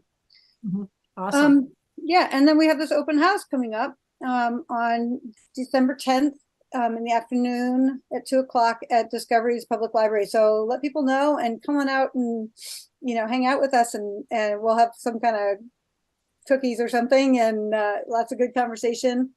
And then the other thing I wanted to let you know is that we are beginning a process of we're calling them curriculum deep dives, but we're taking what we put in the application, which is pretty extensive. It was probably 180 pages of stuff about our student program, but we're going to now go back and sort of bring that to the level where teachers can actually use it and really flesh it out. And so if anybody's interested, if you love history or you're really care a lot about our restorative justice program and would like to be part of any of those things, basically what we're doing is having people kind of do a little pre-reading, meet up on a Saturday for 3 hours and really dive in, and then go off and play with ideas themselves. And then we'll probably have one more virtual meeting. So if anybody's interested in being part of that, you can email me at romipittman@gmail.com. I'd be happy to loop you in and get your expertise to work. Awesome. I can think of some people that I might want to direct your way. Yeah, great. Biology realms. I threw up here. It's aacps.org/magnet. And then if you scroll down the apply now link, and if you click on that, it takes you out to the application page. So aacps.org/magnet for anyone who's interested in applying. We also have a kind of a partnership with OLA, with the Organization of Hispanic Latin Americans, where they have agreed every day from 8 to 1 they have computers there for public use. And so they have been trained to help people. And this isn't just for us, but for any magnet program. And we're also working on trying to get them trained, help them to know the process for applying to AACC so that they can help community members who want to do that as well. Awesome. Where is OLA located, Romy? 81 West Street, I believe. Okay. Yeah, it's in the community services building on West Street. Is that right? It's right across level. The government, the building across from level. Yeah, great. West. Terrific information. Thank you so much. We will. If anybody's got questions at any point, just always feel free to reach out. You can do it through the website. There's like a portal for asking questions, or you can just email me directly at romipittman@gmail.com. Be great to hear from you.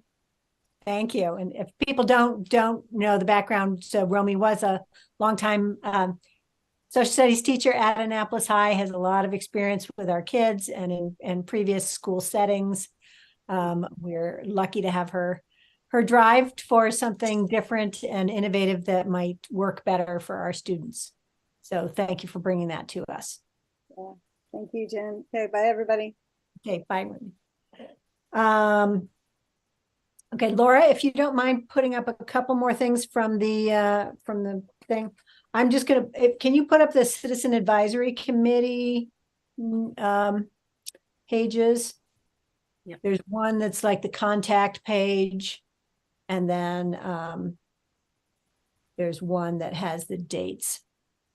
Okay, so as Dr. Tobin talked about, every Board of Ed has a Citizens Advisory Council by legislative mandate.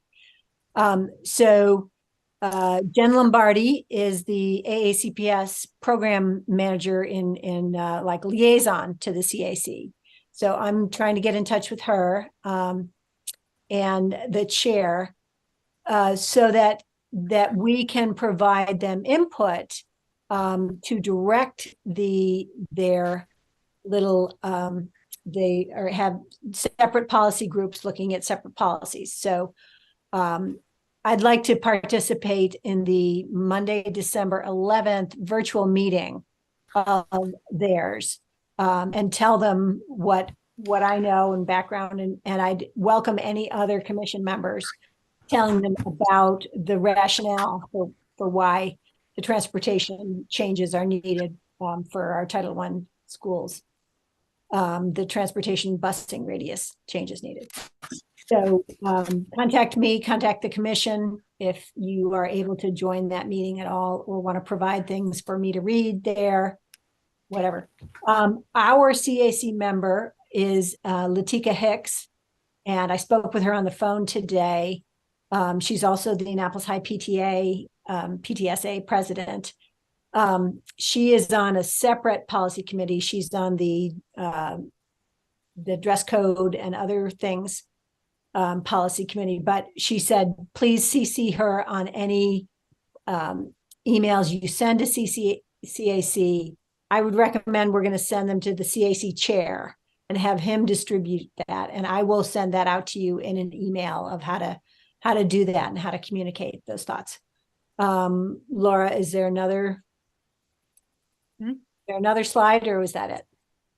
I have all the community slides, but for this, those are the two CAC ones that you sent me. Okay, perfect. Oh, just put together. Perfect. Then other, I'm going to open it up if anybody else. So Laura, you have some holiday bazaar and things at Bates coming up for people who have things cluttering up their house that are nice things that could be re-gifted. You want to talk about Oh, that? so I'm also going to talk about Naptown Scoop. So this is an example of persistence leading to greater visibility. So our Naval JROTC unit got a national award last May for being in the top 20% of units nationwide. It gave them recognition of all their hard work, and it gives our commander additional nominations to the Naval Academy, West Point, and the Air Force Academy. But it took a while for a press release to come out. So a press release finally came out in November that told the community what had the award that Annapolis High Navy JROTC had gotten. That press release was picked up by Naptown Scoop, which is a events and information dissemination media service. I talked to them today, and so they put a little blurb in their little weekly newsletter. They reach close to 17,000 newsletter subscribers, and they also have an Instagram account. So suddenly, people who only care about education, which and are deeply informed, like is our small little community, was greatly expanded to thousands of people who don't have kids in the school system, have kids in private school, whatever. They learned about Annapolis High programs from this dissemination. So please keep in mind that we have to continually be telling our stories and telling about our opportunities and benefits and what goes on in our schools to a larger audience than just the folks in our immediate school system. So I want to give that example. And they are involved in charitable organizations as well. They give out money. So the other people who give out money is the Annapolis Rotary, the Annapolis Rotary. And they have a grant program that the deadline is January 15th. So if you have ideas in your school that you need some grant funding for, let me know and I'll connect you with the Annapolis Rotary. If you just look up Annapolis Rotary Grant Program, they host galas and they have a significant amount. They do the crab feast at the Navy Stadium, and they have significant amount of grant monies that they give out within organizations each year. So keep that in mind. January 15th is their grant deadline. Laura, do you want to talk about the Cash for Schools? This is a tremendous program, and I just really wanted to say thank you to the local stores that made this possible. This was something that Jared Littman at K&B True Value started some years ago, and other stores in the community got together and joined him with in Bay Ridge Wine and Spirits, Evolve Direct Primary Care, Ion Annapolis, and Lido Pizza. And this year, again, they donated over $30,000, which is phenomenal. So that goes to local schools. And I know we talked about saying, hey, we gave you all a heads up, I think at our September meeting when this launched, but they did give out the checks this past week, and it's pretty awesome. So just wanted to thank you, and please, support our local stores because they give back to the community. Yes, I know you can order stuff on Amazon and it's, it shows up on your doorstep, but it's worth it to go to, and actually K&B does deliver. So if you need something, they deliver to your home, but also support these retailers. I'll be going to K&B this week to do some more shopping because they're always good for stocking stuffers for guys. But they're terrific. They hire local students. Yes, they do. Lido and other places, Bay Ridge Wine and Spirits. Yeah. So we thank these businesses for their support of our schools specifically. And then let's see what else we've got in here. Also, this is coming up that the Family Academy, which is the Anne Arundel County Public Schools, has something called Family Academy now, which is a whole section on the AACPS website, and they have training for a lot for parents on all sorts of things. There's like a whole library of classes that you can attend, and they're just things on helping parents with like mental health support, things like that. They have training on there for telling parents how to use PowerSchool so that you can check your students' grades or enter absentee notices, things like that. They do it. They've done a really good job. And this is, again, Family Academy is put forth by the Office of School and Family Partnerships. So once again, some good work that they're doing out of that office. But they have this now, which is the College Countdown virtual workshop for high school families to help families, like especially if it's the first student in the family to go to college, maybe hasn't navigated this before, or just it's been a long time for some of us since we did the college application process. So this is really helpful. They have a lot of great information. So that's coming up this week on tomorrow night, Thursday night. So we wanted to put that out there. Great. Is there anything else in our queue of things? Okay, this is actually, I'm going to throw over to Jess because I think I've got AMS first. So Jess, do you want to talk about the Dragon Dream Shop? Yeah, but that's the wrong one, but it's. I'm sorry. That's the right one. Sorry. I just didn't leave you. And also I wanted to say, in terms of the NJRTC thing, Janet, I think it's also really important to recognize John Frenaye and Ion Annapolis. He, posted about it and talked about it on his podcast. Great. I didn't see that. So thank you for bringing that up. He has 14,000 people subscribe to his podcast and 130,000 people that follow his Facebook page, let alone his website and everything. So it's really just an important, I think it's important that we get it out everywhere, right? I mean, it's, and having people like John, just everyone in the community, I think recognize that our schools are awesome and all the great things we're doing is great. So I just wanted to say that. It's the point of like, we need to get it in a press release out of the megalopolis of Anne Arundel County schools. We need to get more stories out of them about the Annapolis cluster. Right. And, exactly. And I think we've talked about that a lot over the years, how do we best market our schools? Because that's what it is. It's all about marketing and letting people know all the great things that are happening in our classroom, not just on, there's a lot of things that are put on X, but not everybody follows X or follows the schools on it. Anyway, regardless. Back to Annapolis Middle School, we are having our Dragon Dream Shop coming up this December. And if you don't know about the Dragon Dream Shop, it's our holiday shop where kids use their Dragon dollars that they earn as incentives to purchase gifts for family and friends. And so we are in need of new or gently used items that can be used as gifts, everything from jewelry to games and toys, housewares, books, art supplies. It doesn't have to be new. It can be gently used, but please don't give us something that, you wouldn't, sell on Facebook Market, or, you know what I mean? Like, a lot of times people just dump a lot of junk. Please don't give us junk. Another thing that's often great is like, $5 gift cards to the dollar store, the Dollar General, or, Starbucks, or that type of thing. Those things can be really great little gift gifts for people. So gifts can be dropped off to the Annapolis Middle School office, the entrance for which is the first entrance off of Spa Road. And so we have that. We also have, Before you move from that, Jess, I just want to remind people that gifts for dads and uncles and brothers and stuff are also needed. Our kids are shopping for entire family members. So things like gloves, tape measures, whatever guy gifts, sports items, all that sports stuff. items, ball caps, whatever guy gifts you can also think of would be needed and necessary for male presence. Thanks. Yep. And then I wanted to recognize Laura. Is the next one? Oh, no. What's the next? What else did you send me? Okay. It was about the ice cream social. Oh, okay. Shoot. I can just talk through it. I just wanted to say we have our ice cream social coming up.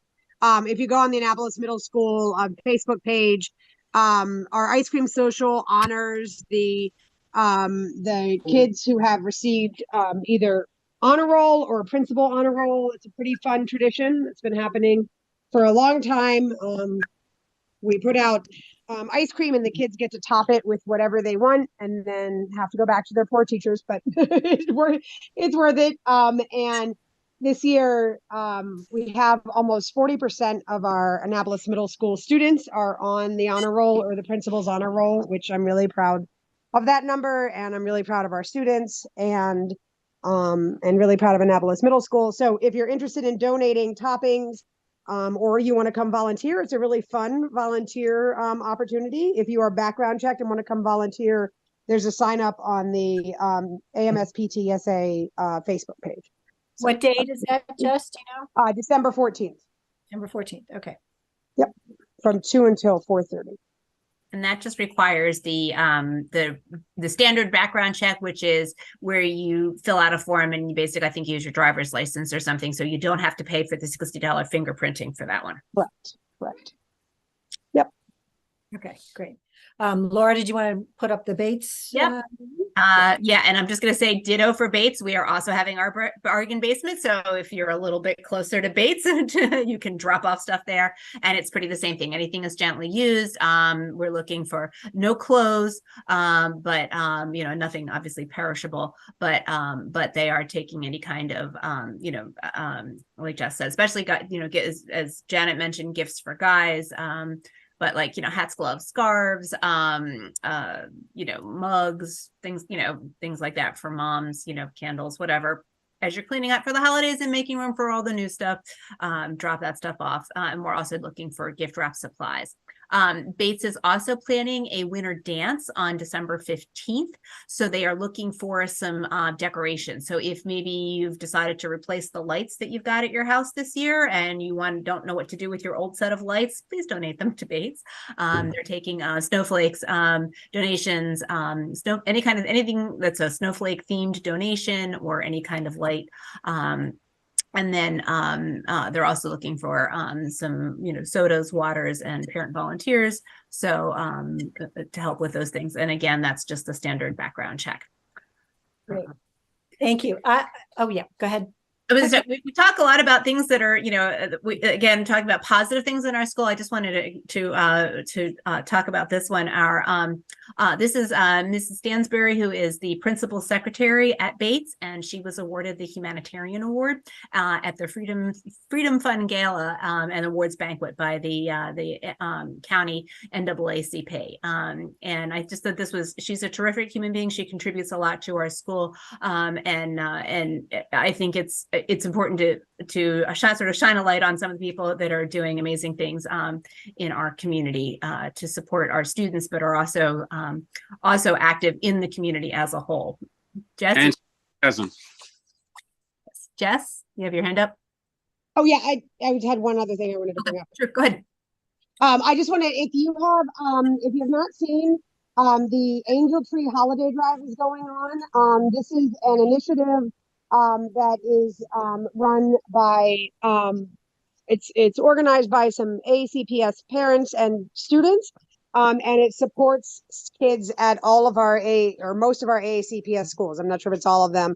And it's an angel tree, but you sign up for it online. And so I'll give Laura the link for that to send out, or Janet in the notes.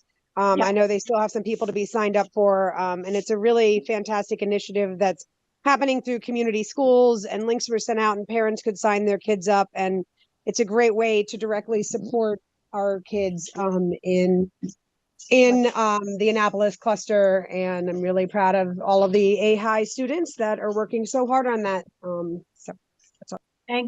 Good point, Jess. Thank you. All right. I'm going to move since we're over our time. Okay. A few more quick. community things. Quick. Weird. Okay. Every year the National PTA runs something called Reflections, and this is something that that any student in our county can enter. If you don't have a local PTA, you can go through, you can still contact the county to find out how to enter, but it's an art program, and you can do film, photography, music, dance, or visual arts. I think I'm missing one. But the theme this year is I Am Hopeful Because, and the deadline, we're doing it at Bates. Our deadline is December 8th. So that is coming up. But any other students in other schools, if you are interested in entering a piece of artwork in the Reflections program, contact the PTA at your local school. And if they aren't sure how to do that, they can contact the county, and the county PTA will walk them through how to enter. There's different levels. There's your school, your county, state, and national. At the national level, it does pay cash prizes, so it's worth entering. All right. Thanks, Laura. Oops. Okay. I was saying I had two more quick fundraisers. Yep. Bates is doing Wreaths Across America this year. The deadline was technically yesterday, but we got an email today saying that they can still accept. So if you are interested, you can purchase wreaths, and they will go to either the Crownsville Cemetery or the one in whose name I'm just blanking on, right by the circle there in Annapolis. Right by Spa Circle.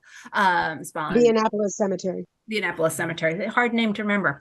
But at any rate, we are selling them to benefit. Bates gets $5 for each one that you buy, and you can also order a Patriot Pair where one goes to the cemetery and you can have one delivered to your house. So if you need a wreath for your door, that's a great way to get one and support our schools and honor our veterans all at the same time. So it's a win-win-win. And then we're also doing a drive to, we're selling Sam's Club memberships at Bates to raise money. Both of the middle schools are struggling this year. We lost our big fundraiser. Both Bates and Annapolis Middle used to join together to run a Cocoa Shack at Quiet Waters ice skating rink. And this year, Quiet Waters opted to hire a vendor instead. So they have a food truck. So we are both struggling to make up the money that we've, in the past years, we've made. I think we each brought in $3,000 to each PTA. So $6,000 between two schools last year. So we are struggling this year to make up the difference. So we appreciate any support that you can give to our events, including next Wednesday, buy dinner at California Pizza Kitchen, and tell them Bates sent you, and we'll get 20% of your total. And I think that's everything I've got. Thank you. Awesome. Thank you guys for everything. The next item on our agenda is unfinished business. And if you have something for unfinished business, you can email it to me, and I will make sure it gets put on our agenda for next meeting. Also, the new business, if you have something and you just want to say a topic, or you're going to email it to me, and I will make sure it gets put on our agenda for the next meeting. Speaking of which, our next meeting, we will be foregoing the normal time slot we usually meet on the fourth Wednesday of the month, 6 o'clock by City Zoom channel.